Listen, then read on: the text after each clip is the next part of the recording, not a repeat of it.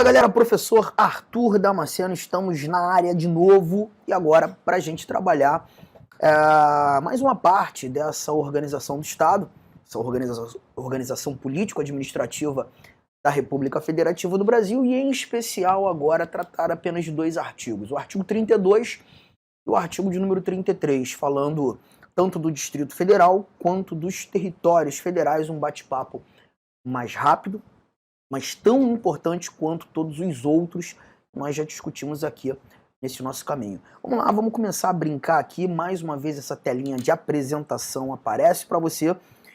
E aí a gente já tem aqui o título 3, né, a Organização do Estado, e o capítulo 5º, que trata do Distrito Federal e dos territórios. Vamos lá começar pelo Distrito Federal, nosso artigo 32, e as seguintes recomendações. O Distrito Federal, vedada sua divisão em municípios, reger-se-á por lei orgânica, votada em 2 turnos, com interstício mínimo de 10 dias, e aprovada por 2/3 da Câmara Legislativa, que a promulgará, atendidos os princípios estabelecidos nesta Constituição. Então a gente já tem alguns detalhes oportunos a serem lembrados aqui, né? Bom, a gente percebe logo de cara, nesse iniciozinho de caput, é vedada a divisão do Distrito Federal em municípios. E isso a gente já conversou bastante lá atrás, quando analisando algumas regras ainda introdutórias, né? Lembrando que o Distrito Federal é uma unidade diferente, é um ente federado que a gente costuma chamar de anômalo. Poderíamos até dizer um tanto quanto estranho, porque o Distrito Federal ele tem particularidades que só existem nele, né? Por exemplo, os estados eles exercem as atribuições regionais, os municípios exercem as atribuições locais, assim como a União foram conferidas as atribuições nacionais. Todavia, quando nós olhamos para o Distrito Federal já é uma unidade sui generis, porque ele tem cara de estado e tem cara de município ao mesmo tempo. A gente percebe, inclusive, que pelo fato do Constituinte ter vedado a divisão do Distrito Federal em municípios, pelo fato de nós não encontrarmos municípios dentro da estrutura distrital, o Distrito Federal ele acaba exercendo as tarefas de um estado e também de município ao mesmo tempo. O que eu quero que você perceba é que o governador do Distrito Federal ele age como governador de estado e como prefeito de município ao mesmo tempo. Assim como também temos as informações que a Câmara Legislativa do Distrito Federal, os deputados distritais, eles legislam como deputados estaduais e como vereadores ao mesmo tempo. A gente conversou muito sobre isso quando lá atrás nós examinamos a tal da competência privativa da União. Percebemos que naquela competência privativa da União vai competir a União legislar sobre determinados órgãos, sobre determinadas instituições que são do Distrito Federal. Lembra que a gente conversou bastante sobre isso? E foi justamente naquele momento que a gente percebeu que, pelo fato do Constituinte ter entendido que as funções do Distrito Federal seriam muitas, que o Distrito Federal iria exercer tanto atividade de Estado e atividade de município ao mesmo tempo, o Constituinte achou razoável, oportuno, buscar retirar algumas instituições, alguns órgãos das mãos do Distrito Federal e atribuir à organização, à manutenção, atribuir a tarefa de legislar à União. Então perceba que quando nós olhamos para a organização judiciária do Distrito Federal, a gente sabe que existe uma justiça distrital. Aquela justiça ela é do Distrito Federal, só que ela é organizada e mantida pela União. Quem legisla é a União. A gente sabe que existe um Ministério Público do Distrito Federal, mas esse Ministério Público que é do Distrito Federal, ele é organizado, ele é mantido, ele é legislado pela União. E a gente viu isso lá atrás.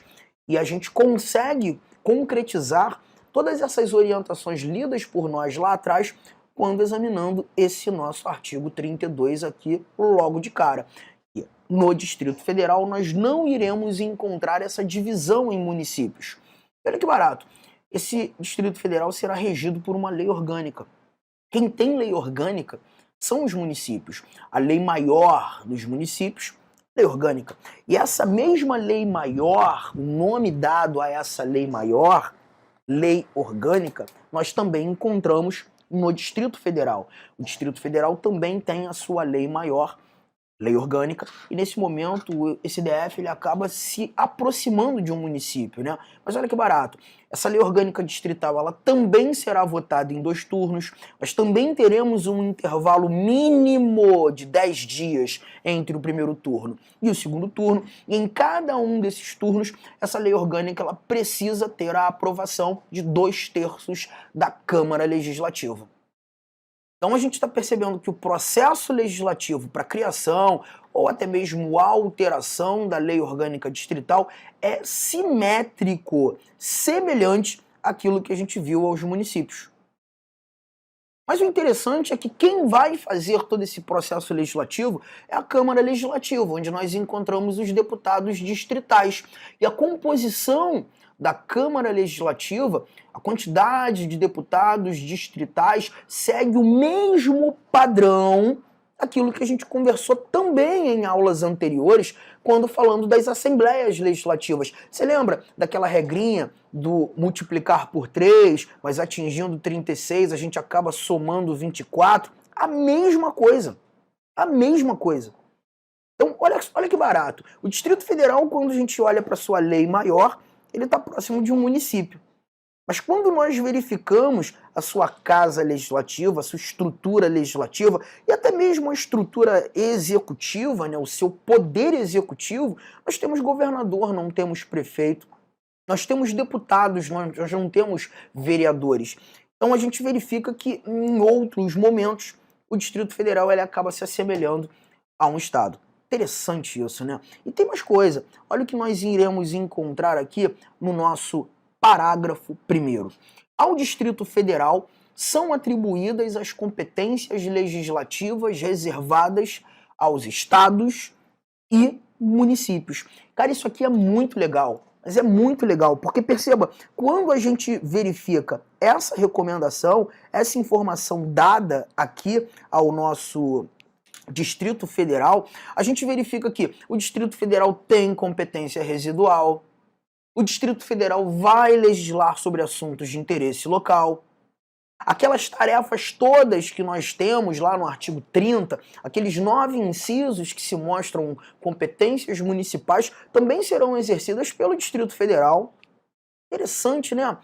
E a gente também vai conseguir verificar que quando os estados legislam na competência concorrente, os motivos pelos quais o Distrito Federal está lá, porque ele se assemelha a um estado.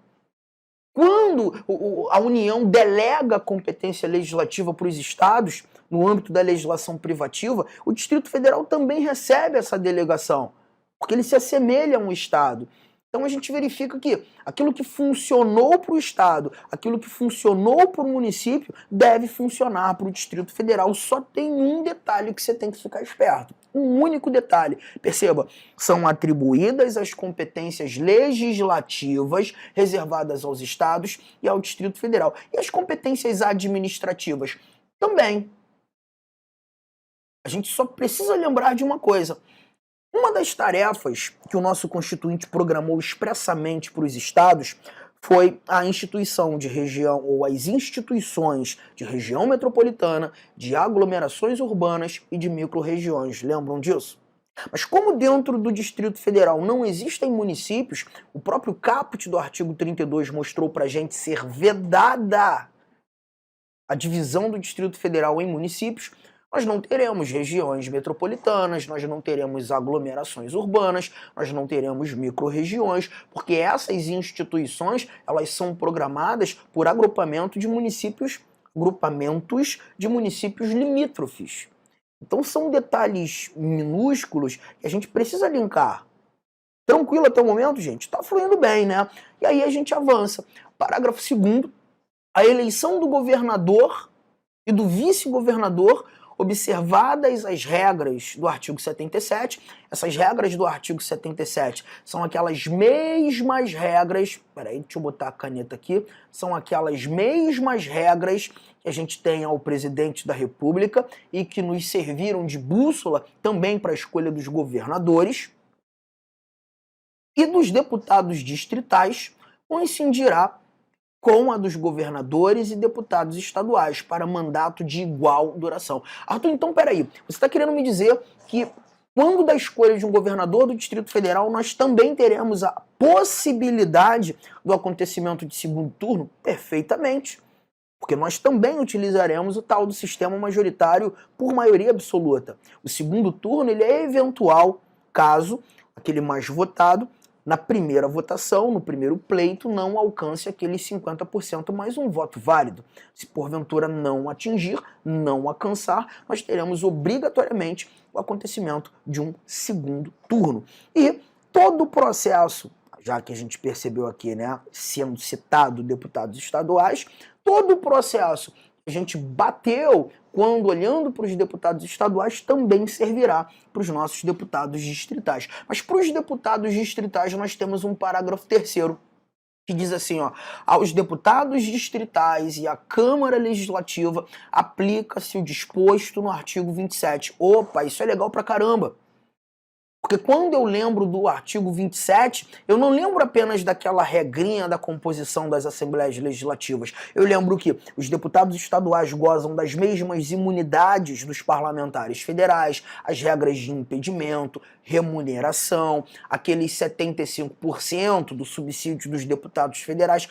Tudo aquilo que a gente estudou no artigo 27 para os deputados estaduais também terá aplicação para os deputados distritais. Então a gente acaba percebendo que a leitura dessas regras, a gente verifica aqui, para os deputados distritais, para o governador distrital, é tudo aquilo que a gente já bateu em se tratando dos estados membros. Parágrafo 4º, lindo isso aqui, ó. Lei federal disporá sobre a utilização pelo governo do Distrito Federal da Polícia Civil, da Polícia Penal, da Polícia Militar, Corpo de Bombeiros Militar. Gente, lembre-se que quem mantém, quem paga, questão de vencimento...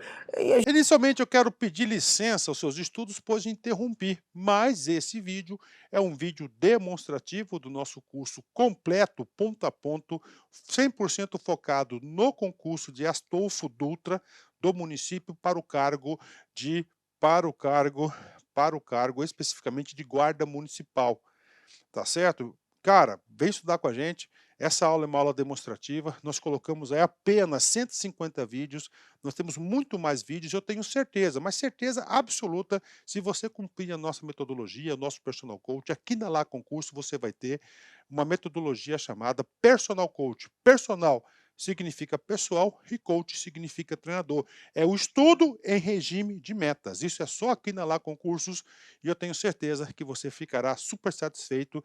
E para você aí do município, promoção, investimento apenas R$ 100. R$ 100, é isso mesmo. O que você faz com R$ 100? Professor, parcela em 10 vezes sem juros ainda esses R$ 100. Então vem estudar conosco aqui da LAC Concursos. Forte abraço, espero vocês. Tchau, tchau.